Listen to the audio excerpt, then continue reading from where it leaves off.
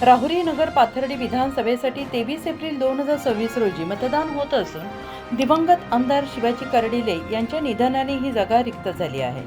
भाजपाचे प्रदेश अध्यक्ष रवींद्र चव्हाण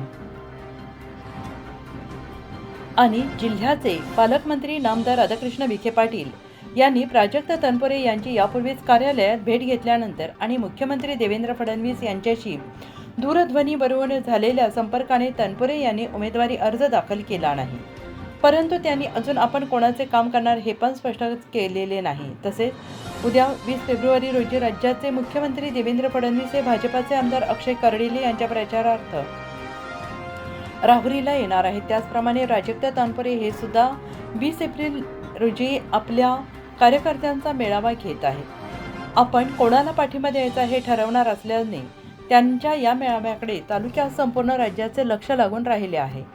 राहुरी नगर पाथर्डी मतदारसंघात भाजपाचे उमेदवार अक्षय कर्डिले, राष्ट्रवादीचे गोविंद मोकाटे, वंचितचे संतोष चोळके यांच्यासह अपक्ष म्हणून असणारे उमेदवार रावसाहेब खेवरे, अथर्व म्हसे, सूर्यभान लंबे, महेश हापसे उन्हामुळे वाढलेल्या तापमानामध्ये आपला प्रचार करत आहे। त्यामुळे राहुरीची पोटनिवडणूक रंगतदार होणार अशी चर्चा आता गावागावात सुरू आहे। उत्तर महाराष्ट्र न्यूज नेटवर्कसाठी जालिंदर ढोकणे, राहुरी। नाहीये, त्यामुळे ह्या निवडणुकीने काय सरकारच्या अस्तित्वावरती काय एका आमदारांनी किंवा दोन आमदारांनी काय बदल होणार नाही। त्यामुळं वरच्या भूमिकेपेक्षा मतदारसंघातले जे काही स्थानिक विषय आहेत ते विशेषतः तरुणांच्या बेरोजगारीचा विषय असले तर MIDC व्हावी याबद्दल मी आग्रही मंत्र्यांकडे भूमिका मांडणी व्यक्त केली। आणि शेवटी माझ्या आमदारकीपेक्षा इथल्या तरुणांच्या हाताला कुठेतरी काम मिळणं असेल, इथल्या आमच्या अम्युनिशन पार्कला साठी शेतकरी विस्थापित न होणं असेल किंवा इथल्या सहकारी साखर कारखान्याला पुनरुज्जीवन त्याचं होणं, हे विषय जास्त महत्वाचे आजच्या घडीला मला वाटतात। कारण जरी मी आमदार झालो तरी विरोधी पक्षात किंवा सत्तेमध्ये सरकारमध्ये कुठला बदल होणार नाही। मतदारसंघातले प्रश्न हे त्यावेळेस जास्त मला महत्वाचे वाटले आणि मी 6 तारखेला माझी भूमिका स्पष्ट केलेली आहे। मी थांबणं आज खरं मोठा निर्णय माझ्यासाठी होता, आमच्या कार्यकर्त्यांसाठी देखील होता। कित्येक जण अजूनही नाराजी व्यक्त करतात, त्यामुळे अत्यंत मोठी भूमिका 6 तारखेला आपण ऑलरेडी घेतलेली आहे। दुसरीकडे आपण 20 तारखेला कार्यकर्त्यांना मेळावा घेतला, आता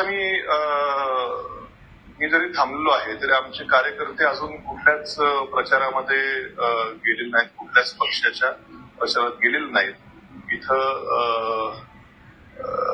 गोविंदराव मोकाटे हे माझे तसे जुने सहकारी आहेत, रावसाहेब खेवरे हे आमचे महाविकास आघाडीतील एक घटक पक्षाचे नेते आहेत, त्यांनी देखील कायम आमचे मैत्रीचे संबंध आहेत।